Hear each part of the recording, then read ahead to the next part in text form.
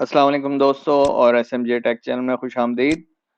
आपको आज दोबारा से वर्ड की एक छोटी सी फीचर मैं गो थ्रू करवाऊंगा और वो है कि एक डॉक्यूमेंट में आप पेज कैसे ऐड कर सकते हैं।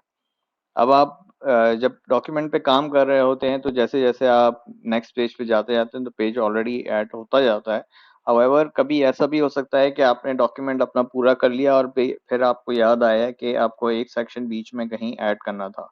अब उसमें 2-3 तरीके होते हैं। एक तरीका ये होता है कि लोग बहुत सारे जो है उसपे एंटर करके या जैसे कि मुझे ये एक मेरे पास डॉक्यूमेंट है और मैं चाहता हूँ कि यहाँ पे एक नया पेज ऐड हो जाए और ये सारा टेक्स्ट जो है ना मेरे थर्ड पेज पे चला जाए। ये मेरा डॉक्यूमेंट इस वक्त 2 पेज डॉक्यूमेंट है और मैं चाहता हूँ कि एक थर्ड पेज जो है वो इन टाइटल पेज और इस पेज के बीच में ऐड हो जाए।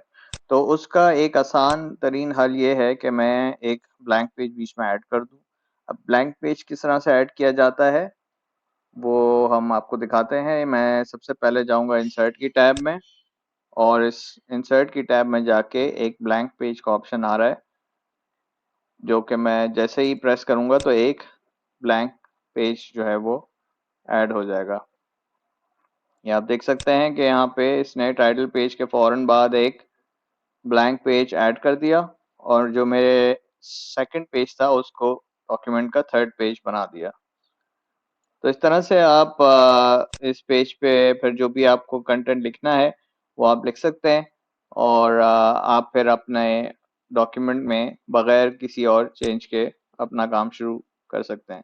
तो ये एक छोटी सी वीडियो थी आज की। आई होप आपको पसंद आई होगी। पसंद आए तो लाइक ज़रूर कीजिएगा और चैनल पे सब्सक्राइब रहिएगा ताकि हम इस तरह की छोटी छोटी टिप्स और इस तरह के आपको टेक्निक्स बताते रहें।